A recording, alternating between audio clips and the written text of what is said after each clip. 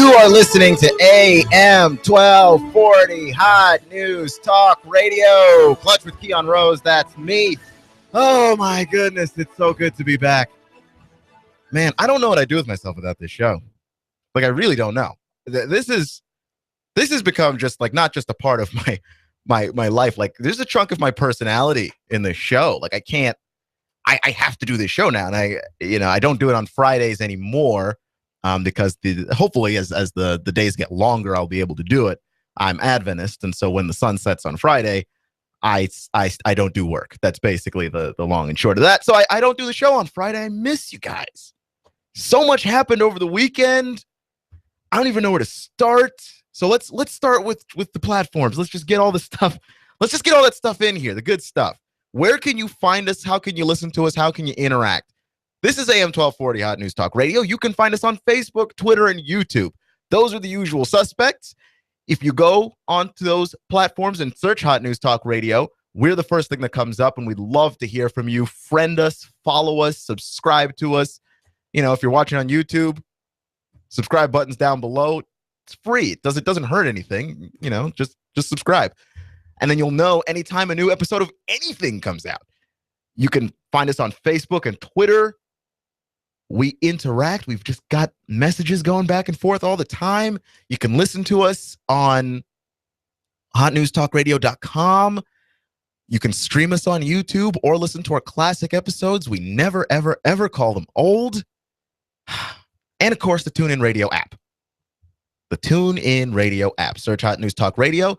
Give us a like, press play, and you'll have Hot News Talk Radio everywhere you go. You can download it free to your Apple or Android mobile devices. So you have no excuses. We're all over the place. We're everywhere. And because we're teaming up with Bloom Sky Weather, the Bloom Sky Weather app, to find out anything.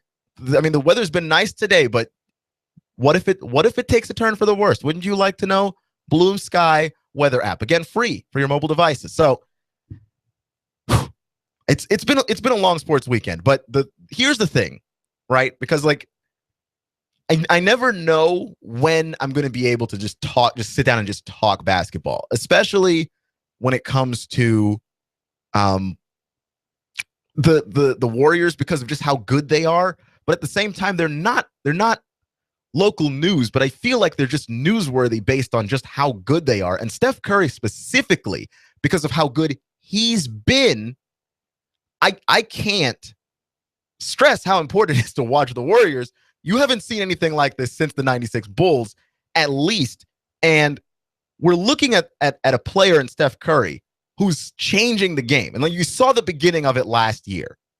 You saw the beginning of it last year where the way that defense is played against Steph Curry, he's bending your defense entirely out of shape. You could see the gravitational pull. Wherever he moves, that's where your defense bends to. It has to, out of respect for the range that he has, which is incredible. So here are the Warriors just going toe-to-toe with the Thunder Saturday night. I was able to catch some of that game on the radio, but I didn't plan on watching the whole thing because I was going to hang out with some friends. And I had to go back and watch the game. I couldn't live with myself not having seen it. But unfortunately, I had a friend who recorded it and I was able to go back and see it. But Steph Curry, that jumper that he made at the end of the game winner, that is a shot at about 35 feet that he just felt comfortable shooting from there. Okay, it wasn't a desperation shot. Yes, there were like 4 seconds on the clock, but it wasn't a desperation shot. He didn't heave a shot up there. He set himself and fired off a shot. Like, he had great form. And everyone's been talking about this shot since he made it. All Sunday, that was the story. And it had to be. There was no other choice. The way that the Golden State Warriors have been playing this season, I don't know if anybody can beat them. The Warriors, the Thunder, rather, probably laid out the best blueprint between Durant and Westbrook. But Kevin Durant, in the last couple of games that they've played, he's got some silly mistakes that he's made that have kept the Thunder from really capitalizing on how good that they've played for most of those games. Lost in all of this is how good the Thunder played. They played an amazing game, and they led for all but 31 seconds. And unfortunately, if you're not leading when time expires, that's the way that the game works. You've got to lead when the game's over. And they didn't. But for most of that game, they did. And I don't want to sit here and pat them on the back and give them a moral victory or anything like that, because I know it doesn't mean anything to them. So why should it matter to us? But they played a great game. They just ran into a Warriors team that right now they're doing all the things that great teams do. Okay? Good teams don't beat themselves. Bad teams beat themselves. Good teams don't beat themselves. Great teams beat other people. And that's where Golden State's at right now. They're at the level where they don't beat themselves. The mistakes that they make don't cost them anything, and they have the ultimate bailout, right? Because the 3-point shot is worth so much more than the 2-point shot. You don't think it does, okay? But it's worth 1.5 times more. So 2 3-point shots gives me 3 times what you have. So when you've got Steph Curry going 12 for 16 from 3, he's just shooting a shot that's worth more points than yours. There are mistakes that Golden State gets to make that you don't get to make. Okay, I'm a Wizards fan. Let me tell you something. The Wizards love to shoot that long two, that long two. It's a shot that's got a higher difficulty as far as 2-point shots go, with less of a payoff. And they love to shoot that shot, but that means their margin for error is much smaller.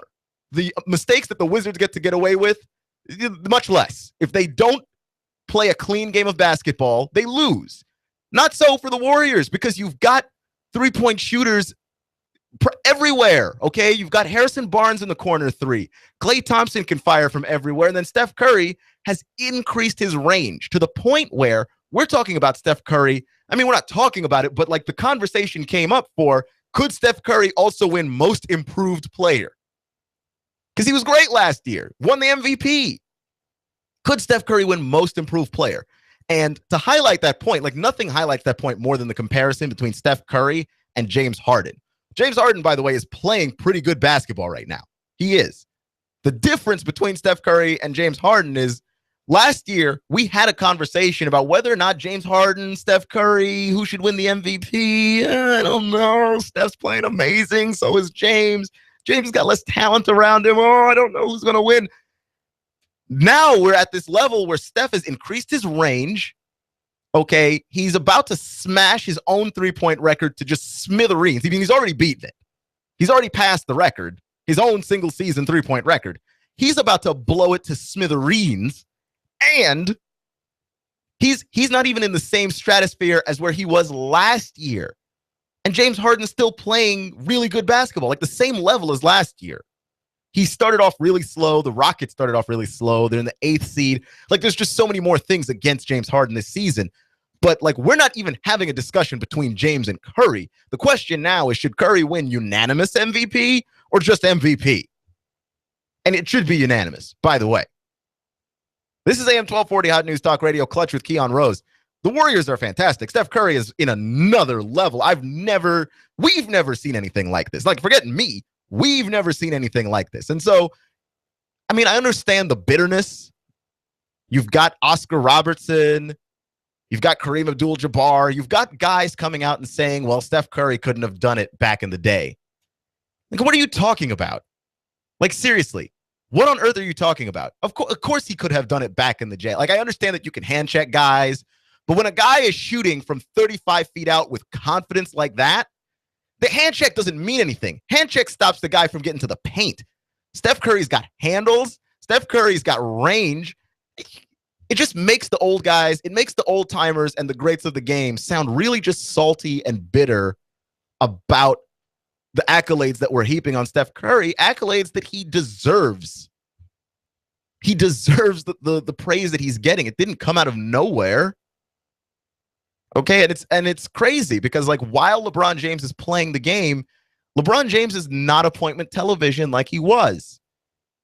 And it's not that he hasn't fallen off. Like LeBron James, if you look at the stats, you look at the numbers, he's still playing at a very high level. But that Steph Curry guy is more fun to watch. He just is. LeBron James is not making that same impact. LeBron James has not changed the game. Okay. He is a different beast entirely, by the way. That's not to take anything away from LeBron James. LeBron James is his own beast. We've never seen a guy with LeBron's size move at the speed that he does, able to play all 5 positions on the floor. But when you're talking about dynamic play, there's something about the finesse of the three-point shot that we like just a little bit more. When you couple that with how Steph Curry's got those slick moves, man. He's got just great skill handling the basketball. He makes people look bad. Here's the thing. Kawhi Leonard last season had a game against Steph Curry where he made Steph Curry look like he didn't know how to dribble. That shows you how elite a defender Kawhi Leonard is. But Steph had a game against Kawhi Leonard this season that made Kawhi Leonard look like he didn't know how to play defense. Okay? And we're talking about the defensive player of the year from last year. And honestly, a guy I think could easily win it again this year in Kawhi Leonard. And Steph made him look bad. Like this man had never played basketball before, like one day in his whole life. And that to me is insane. And that is why the league is going to change. And then we're talking about, like, to the point where, okay, we're talking about Steph Curry in greatest of all time status if he keeps his pace up, which I don't see why he wouldn't, right? Like, the way he plays basketball is not something that depletes the way that LeBron's going to deplete. Like, LeBron is so physically gifted. When those physical gifts start to go away, and we're starting to see the beginning of that. LeBron's definitely not at his peak. He's in his prime, but he's on the downside of his prime. We're starting to round that corner. We're looking at Steph Curry. We've got greatest of all time conversation. We've got MVP conversation. We've got most improved player conversation. We have all of these conversations just swirling around Steph Curry, right? And then on top of all of that, we're looking at, you know, Steph Curry changing the game to the point where Mark Cuban is suggesting, and I hear grumblings about it, like, we should back up the three-point line. We should back up the three-point line so that Steph Curry is not shooting shots. And I don't know that they're necessarily saying, like, let's do this for Steph. But the fact of the matter is that we wouldn't have this conversation if it weren't for Steph Curry bombing the NBA to death. He's broken the game of basketball. He's broken the game of basketball, okay? I mean, I call him the human aimbot. He just he's playing a different game than everybody else. He's playing a different sport, and nobody else is ready for it. We wouldn't have this back up the three-point line conversation without Steph Curry, and that's the conversation that we're having because he is that amazing from deep. My problem with backing up the three-point line from Steph Curry, it doesn't affect Steph Curry. He's already proven that he can shoot from very, very deep, okay? There's nothing. He's shooting from 25 feet and out at a greater percentage than the league average is from 15 feet in. That's mind-boggling. That's just mind-blowing stuff. The rest of the league average from 15 feet in is lower than Steph Curry's average from 25 feet on out.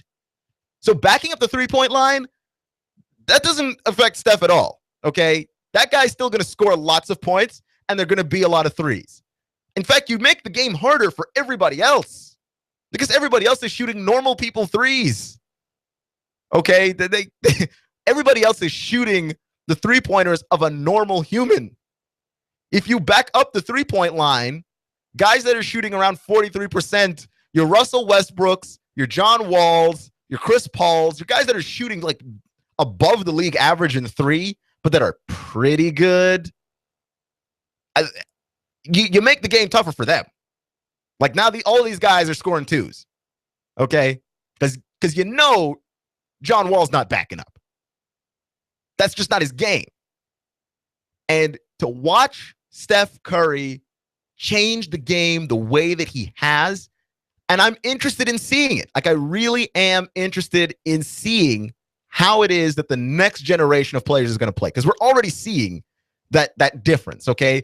Kyrie handles the ball very well and shoots very well. Damian Lillard handles the ball very well and shoots very well. We've already been trending this direction, but Steph Curry accelerated it, and you're just going to have kids at home on their couch watching Steph and going, I can be that guy. And then on top of that, you don't have to be physically gifted like LeBron. Come on. There are kids at home watching LeBron James, huge LeBron James fans. They're never going to be LeBron, okay? They're never going to be 6'8", 250 pounds, a wall of muscle, a locomotive running away off the tracks. They're never going to be that. I was never going to be that. Most of us are never going to be that. But it's the same thing that happened in the NBA Finals last year when we saw Matthew Dellavedova start to get this kind of spike in popularity. Why? Because he looks like an average person. Matthew Dellavedova isn't. He's 6'4", and quite stocky and strong. So neither of us are him. Like, none of us are him either. But, like, we had a relatability to him. We look a little bit more like Dellavedova than anybody else on the floor. Steph's got that same thing going on. Of all the NBA superstars right now, Steph Curry looks more like you and I than anybody else. He's strong. Like, you see the close-ups of Steph Curry. He's definitely got muscle. Okay, he's a strong, but relative to the other NBA players, like, that's achievable. How do you get good at a three-point shot? You practice. How do you get good at handles? You practice. You're a kid looking at that. You're like, I can do that. I got to put in the time, but that's doable. that's a possible thing for me to do. How do you get to be 6'8"? You grow. Okay. How do you get to be 7'1"? You grow. How do you get to be as fast as Russell Westbrook?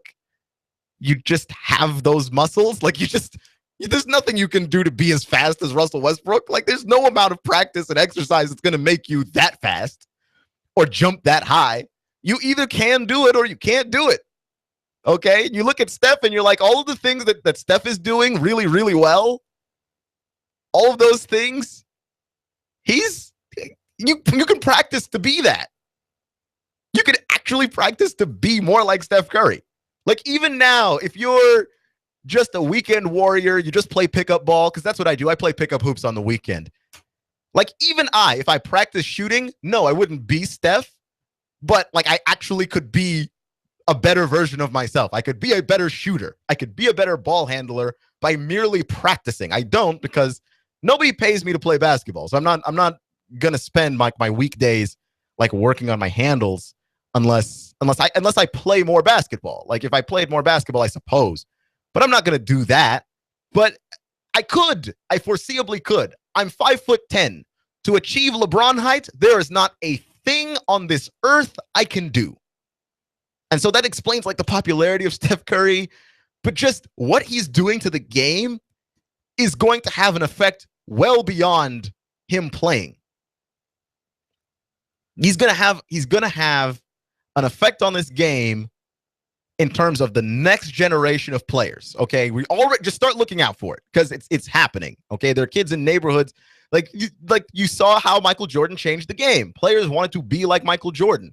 For gosh sakes, Kobe Bryant's entire career is Michael Jordan's career. We just got Michael Jordan the remix in Kobe Bryant. That's what we got.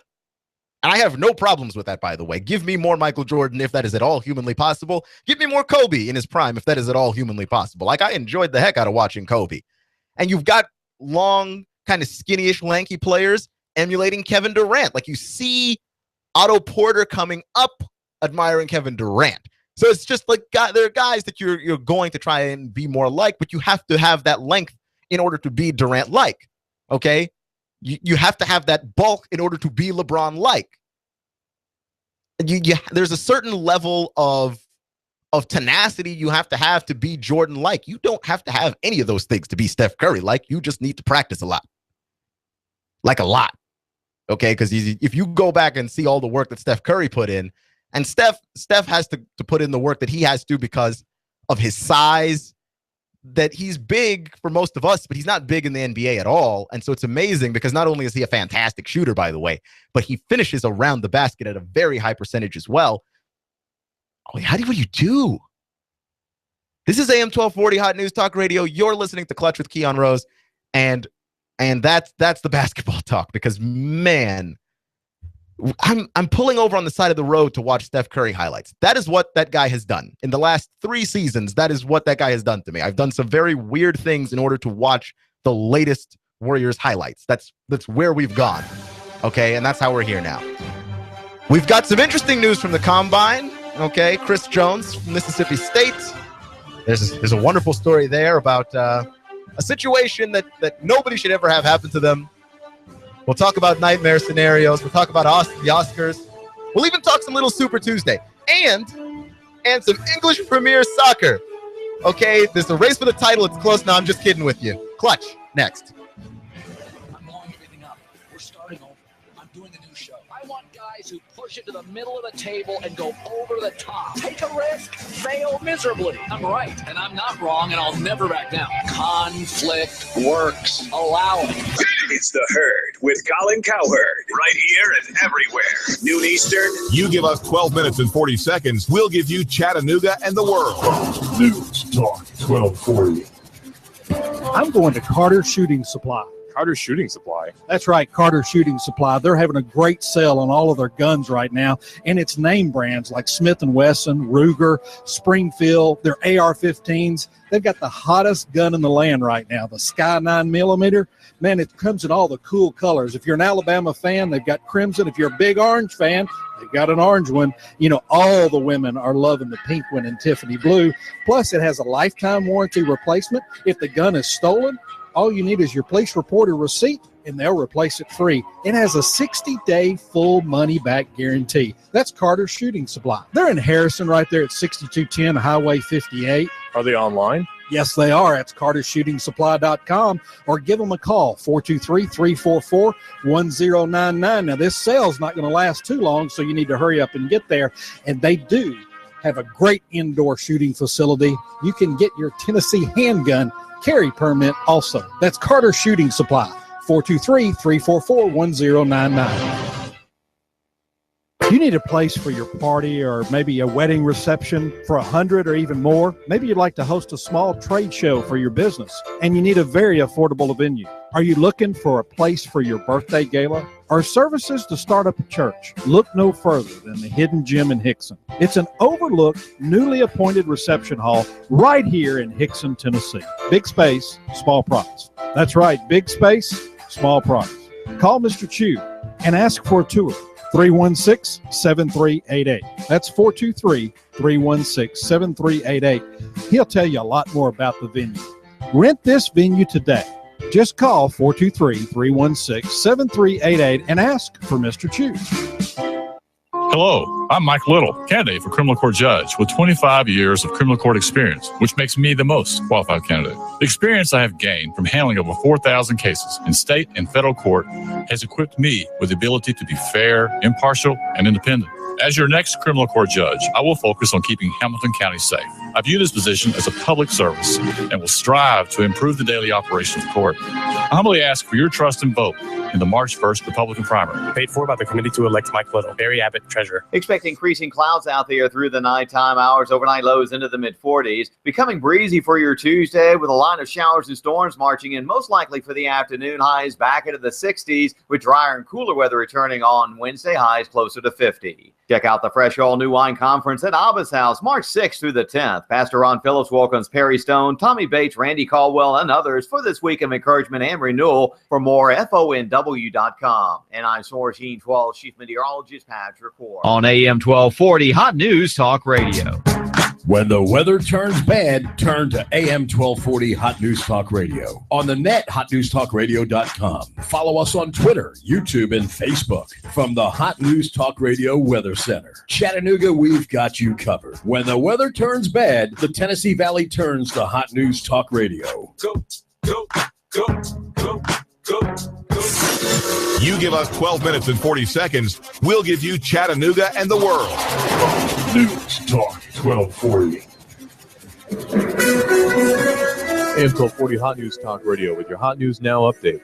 Eastside Elementary School in Whitfield County was evacuated after reports of smoke inside the building. The fire alarm did go off, according to the Whitfield County Sheriff's Office dispatch.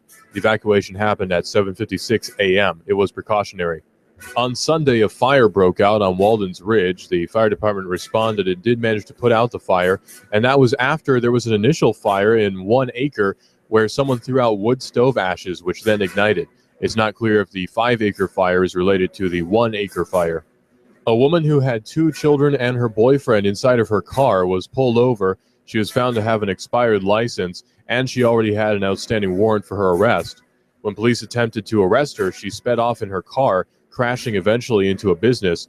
She was then tased when she resisted and taken into custody, according to the police. She's charged with multiple counts of DUI, child neglect, violation of probation, among other charges. If it's going on in the Tennessee Valley, it's going on Hot News Talk Radio. Hot News Talk 1240.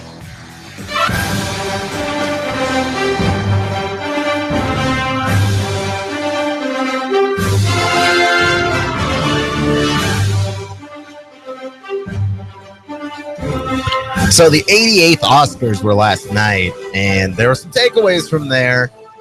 Mad Max won a lot more awards than I thought it would, for sure. I'm glad Mad Max won. Like, I like to see movies like that kind of get exposure. It was weird. It's a funky movie, but that's how Mad Max movies are supposed to be. I thought the performances in that movie were legit. I thought the story was good. It was just well directed, well shot, well filmed. And, you know, the Academy hasn't been particularly kind to action movies, so it was cool to see a movie like Mad Max really get that exposure and get out there and be awesome.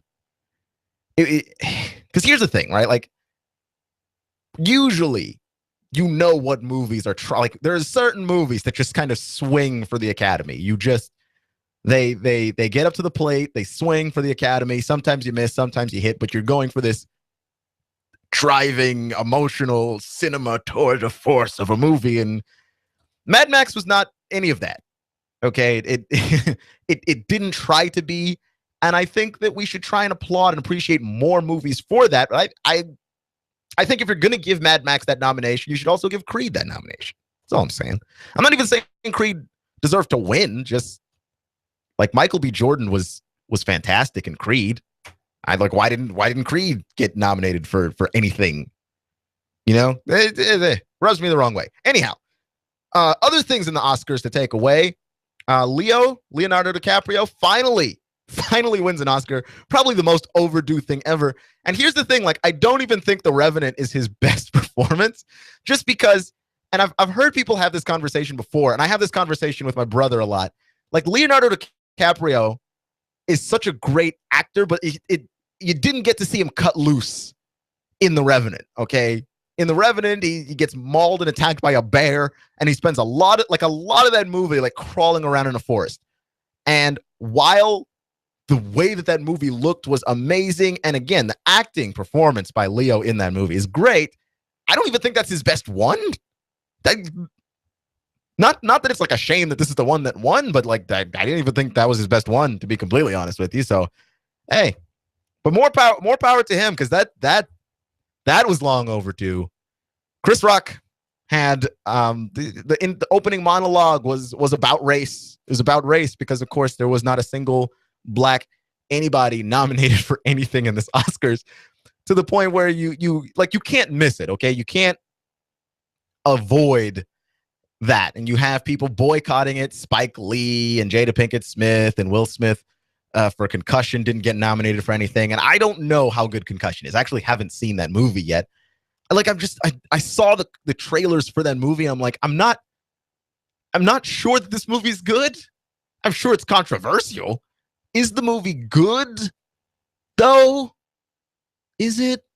I had worries, I had doubts. I haven't gotten around to seeing it yet. I probably will eventually, but there wasn't anybody black nominated. So obviously Chris Rock's monologue was centered around race. I thought he could have toned it down a little bit. I thought he could have backed away from it, but I'm glad that he didn't, because I thought it was truly hilarious. I thought it was funny. I thought that the camera shots on all of the white actors in the audience, just like some people looked uncomfortable, you know, but I don't think anybody really looked truly uncomfortable, just like a little uncomfortable. But I think it's a conversation to be had, and we've never shied away from race on this show. You're listening to Clutch with Keon Rose on AM 1240 High News Talk Radio, and on this show, we have never backed away from conversations about race. So I was happy to see that monologue. I thought it was funny. Okay, I thought it was funny. I don't know. I'm black, so I don't know if that factors into whether or not you found it hilarious. Like if you felt guilty, but like there's I don't know why you would feel guilty. You didn't nominate any of the movies. Well, you just watch it and laugh. He's a great comedian. Probably one of the all-time greats. And that's what comedians are supposed to do, really. Comedians are supposed to be society's conscience. Comedians are supposed to be the little angel on our shoulder that whispers the right thing to do, but they just do it with jokes and hilariously so that you remember it more often, right? Like if a bit is funny, what do? You tell all your friends, you watch it again and again. Like that's how you sneak morality into people, with jokes. I do it with sports. That's another thing that sports are good for. Like that's really, in my opinion, what they're mostly good for is the lessons that you can learn in life. And many of you have wrestled, many of you have played basketball and football and baseball, and you have learned life lessons in sports. That's all the comedy is. Just a little conscience, but it's fun. So I didn't have a problem with that. I think a lot of people did have a problem with that just because of how intensely he covered race. Like that was the monologue. It was 10 minutes of straight racial talk, which obviously makes America uncomfortable. But I think a lot of people had an even more problem with Leonardo DiCaprio's speech. He started talking about climate change and taking care of the earth and all of those things. And once you start to get a little political, people really just bristle their feathers at that one. Nobody really likes to get political. It's not fun. It is and it isn't. But here's the thing. This is why I love sports, and this is why Mr. Tulis, who hosts the David Tulis show from 9 to 11 here on Hot News Talk Radio. He's told me before, like, why sports? Why sports? Why box yourself into sports when you're smart enough to talk about other things? Because sports draw people in. Sports are inclusive. People come together to talk about sports. Politics can be divisive, like by its very nature. And the reason why sports are inclusive is because whether or not at the end of the day I agree with you or you agree with me, it doesn't matter. Like, we don't have to get that serious. And the reason why it doesn't matter is because it all plays out in the end. If you don't think that Kobe Bryant is the greatest basketball player ever, there is a list of statistics you can turn to prove it. And if you think he is, there is a list of statistics you can turn to prove it. But ultimately, if you're going to go by counting championships or you're going to go by points, there's just a place that you can go to prove it. There's a proving ground that ultimately makes this stuff not the most consequential thing ever. And my daily life is not affected by your opinion of Kobe Bryant. My daily life is affected, though, by your opinion on, I don't know, the healthcare issue, for starters, because you vote for an opinion that affects me. When that thing actually becomes a law, when it becomes a statute, it becomes something that people have to actually abide by and follow in our real world lives. Well, then there's a divisiveness there, because if you disagree with me and you're right, then I'm subjected to your crappy opinions, basically. So I shy away from politics mostly. I have no problem attacking race and gender issues and anything of that nature. I actually do not care. But when it comes to talking about politics and talking about climate change and these things that get people, that you can feel the tightness in your chest when you're just like, why did he just say that? And I feel like there was a problem there with what Leo said, that just a lot of people, that's just his opinion, you guys. Can the man, he won an award and they gave him time to stand in front of a camera. He's going to talk about what he wants to talk about. He could have talked about unicorns. I wouldn't have cared. I'm just glad the man won an award that he deserved to win. How about that? You're listening to AM 1240 Hot News Talk Radio, Clutch with Keon Rose. That's me. Thank you for joining me today, giving me just a little sliver of your time. I'm I got to talk about the Oscars. I got to talk about the Warriors, Steph Curry. Like, talking about Steph Curry is one of the coolest things because, like, I personally feel like I'm in a historical time in NBA history. And you don't get those moments often where you're in a historical time in NBA history and you notice. Because you see a lot of those ESPN 30 for 30s, the sports documentaries, where when you look back on the moment, it's historical. In retrospect, it's historical. But at the time, you didn't notice. There's no way you can look at the way that the NBA is changing now and not realize, no, we're in a historical time in the history of this sport, and we are all aware. You cannot sidestep that. So, glad I got to talk about that. I want to talk about the NFL draft combine a little bit. I have some serious things to say, but I also have a not serious thing to say, which is that Chris Jones from Mississippi State, defensive end, he was running his 40 time. He was running his 40 time, and boy, they call the NFL draft combine the underwear Olympics, right? Like, you got a bunch of guys in tights. They're doing long jumps and vertical jumps, and they're running the 40-yard dash, and they're bench pressing. And you're just basically looking at these guys in spandex, basically just for hours, do stuff. Which, if you don't do that and then make fun of gay people, I feel like that's just, so there's something very, very hypocritical about that. But there's watching the draft combine, and you're sitting there, and his guy is running, and he finishes the 40-yard dash, and then he just collapses on the ground. And your first thought is, oh my gosh, is this guy okay? Is he fine? Is there something wrong with him? And he gets up, and the trainer says he's fine, and he's laughing. Well, the reason why he hit the ground, and I'm going to talk to you about nightmare scenarios in a second. The reason why he hit the ground is because while he was running, his junk came out of his pants. Just came right out. And how do you handle something like that? Because here's the thing, like, you always imagine worst case scenarios. I'm sitting in a restaurant and a gunman comes in. What do I do? Somebody comes in to attack my family. What do I do? But you never think about the little stuff, like you're running your 40-yard dash and your junk comes out of your pants. Then what do? Huh? Bet you didn't have a plan for that one. Bet you didn't have a plan for that one. And he handled that. I don't know how I would have handled that, but he handled that pretty well. I mean, taking the dive on the ground, still being somewhat lighthearted about it. And Rich Eisen is basically the NFL Network host. Like, when you think of hosts on the NFL Network, you think of Rich Eisen, obviously.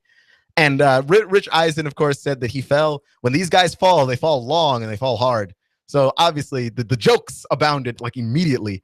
But I thought he handled that about as well as a human being could have, because that's not something you sit down and think about. Think about all the nightmare scenarios that you have ever thought about in your life. Things that could go wrong. What happens if I blow a tire? What happens if I'm late for work? What happens?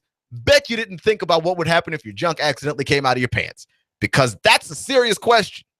That is a serious question. The ramifications of which are, if everybody sees it, then what?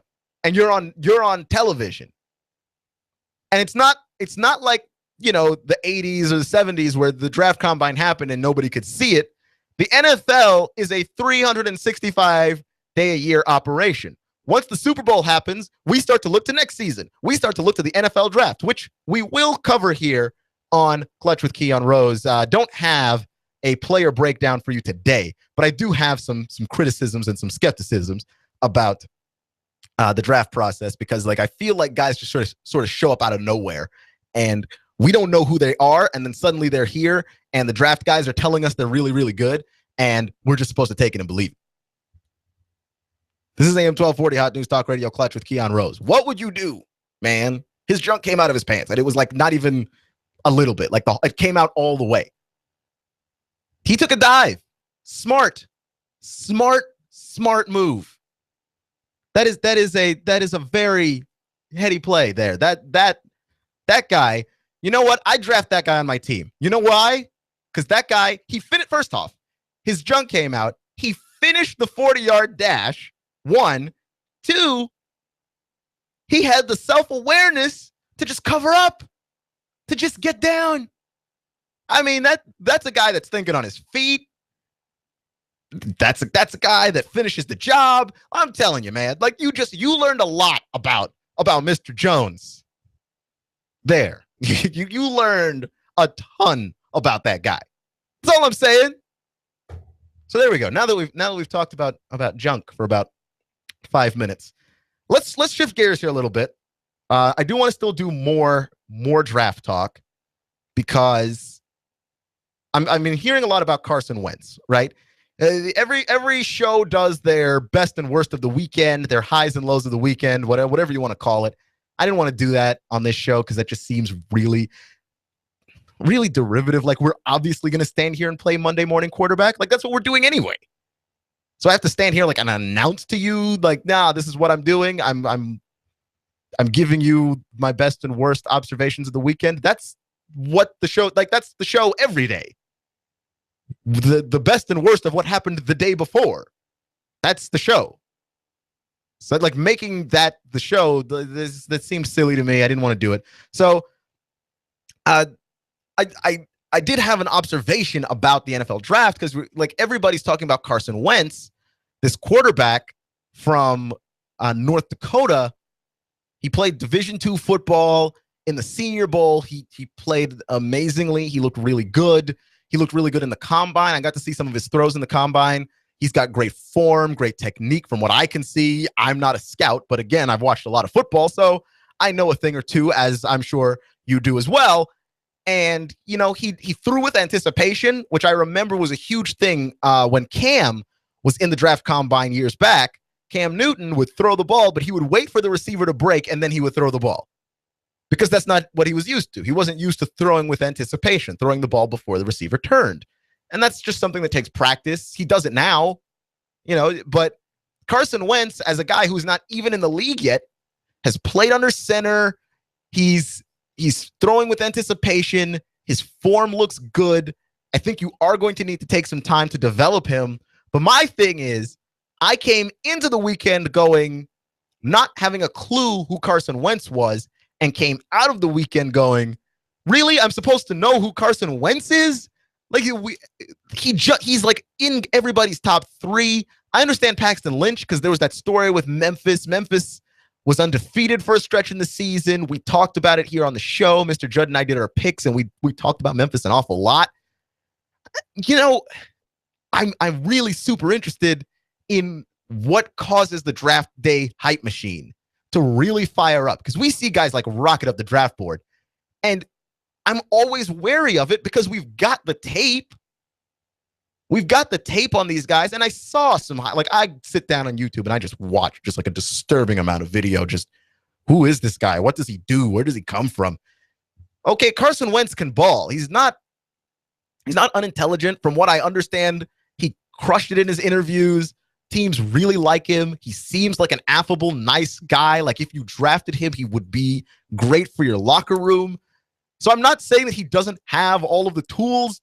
My thing is, where the heck did he come from? We went into this weekend not talking about Carson Wentz, and we came out of this weekend talking pretty much just about Carson Wentz. And we're talking like Andrew Luck comparisons. This is what the hype machine fires up so fast. I don't know where it comes from. Like, how does this happen? Because it happens in every sport, like in every draft. And really, let's just talk about the NBA and NFL, because those are the two that matter in terms of people sit down and watch those drafts. I've tried to sit down and watch the Major League Baseball draft. I fell asleep. It's boring, and then you don't see those guys for another 5 years because they've got to develop, you know, in the minor leagues, like unless they're Bryce Harper or something. So I see, you know, I start to see guys in the NFL and in the NBA just shoot up draft boards. Like you saw it happen with Derek Williams in the NBA. You know, his team went on an incredible run in the NCAA tournament. And this happens in basketball a lot. You'll go on a run in the NCAA tournament. You know, your UConn with Kemba Walker. These guys just shoot up draft boards. And it's just like, if we look at the tape before, we know what their weaknesses are. I'm not taking Derek Williams in the top 10 because he hasn't been a top 10 guy his whole career. He just became a top 10 guy in the Pac-12 tournament. Like, this doesn't make any sense. The draft combine, this happens all the time too. Like, we just look at a guy's numbers and go, whoa, where did this guy come from? Like, he's the same guy that you were ignoring on tape. It's the same dude. Nothing changed. How on earth does this happen? And it happens year after year after year. It's a new guy all the time. You know, and sometimes it works out. I don't even want to stand here and act like a negative Nancy and say that like it never works, because Cam was one such guy. There was a point where you're just like, we're not sure Cam's going to be a first rounder, but you're not taking him number one. Then Auburn wins the national title. He wows people on his pro day. And then all of a sudden you're like, no. We got to take Cam. You've got to take Cam number one. Right? So there are situations where it works out, but I'd be willing to bet more often than not, there's more situations where just random draft day hype machine guy does not work out. Usually. It doesn't work. And I am so confused and always at a loss for words as to how this happens to us year after year after year. We did it with Christian Ponder. In the draft, Christian Ponder got taken by the Minnesota Vikings like way too high because he had a fantastic Senior Bowl. Like, I don't know if anybody remembers, because like it's easy in hindsight to go, yeah, they should never have jumped up that high to take Christian Ponder. And certainly there were some people on draft day that thought that 10 was too high for him.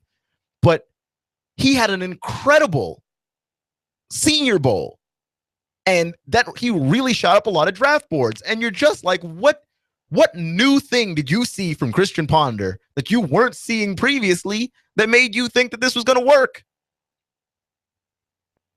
You didn't see anything new. This dude has been average. He's been an average quarterback. He's good for college. Like, he was good at Florida State. He was good. Like, just good. Like, he wasn't great. He wasn't transcendent. He's just good. And we just do this. Fire up the hype machine. Fire it up. Just let it run. And then some poor kid that didn't have the skill set that we said he had just starts flying up draft boards. He just has unreasonable expectations heaped on top of him because why? Okay, there's some guys turn out to be a bust. Okay, but like Ryan Leaf, Jamarcus Russell, those guys, there were high expectations of them, and they just didn't pan out for various reasons, mostly attitude reasons, to be honest with you. There's no reason why Ryan Leaf physically could not have been a good quarterback. He just had such temperamental issues, like nobody was willing to give him the patience needed for him to develop any further. And even then, he still got 3 seasons of having a shot, and he won his first game as a starter, and a lot of things. Like Ryan Leaf didn't just come out as a bust straight up. He was just a bust in the long term. And then you have Jamarcus Russell, who is just, yeah. So you do have nightmares, okay? You do have nightmares. But usually the person who is conventionally the good pick stays conventionally the good pick. But I think we like the Cinderella story. I think we really like the underdog story. And we like to throw these characters and these athletes into the story and like make them out to be these world beaters, and they're not. Off of the small sample size of the Senior Bowl and the draft combine. I'm not saying that Carson Wentz isn't going to work out. I'm not going to stand here and do that. I see him as a guy that works very hard. He's very intelligent. So certainly, I hope he works out. I root for everybody. You know this. But I'm also very skeptical when I don't know a guy and then suddenly we're all talking about the guy. And the new thing is, let's all talk about Carson Wentz and how great Carson Wentz is and how Carson Wentz is going to be great for whatever NFL team he gets drafted for. We don't know that. We really don't. So thank you for listening to the show today. You're listening to AM 1240 Hot News Talk Radio. You've been listening to Clutch with Keon Rose. We do this shindig every day, every weekday at 6. So join us. We'll be back again tomorrow. Remember, it's not how you start, it's how you finish. Stay clutch, and I'll see you in 24 hours.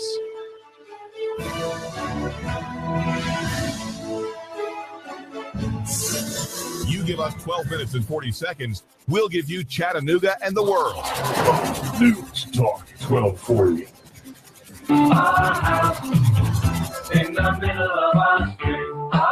Hi, I'm Sabrina with Sabrina Realty Associates. Now is a great time to sell your home. In our area, inventory is at an all-time low, which translates into higher sales prices. Call us today at 423-499-7780 to set up a free consultation and discuss our unique and aggressive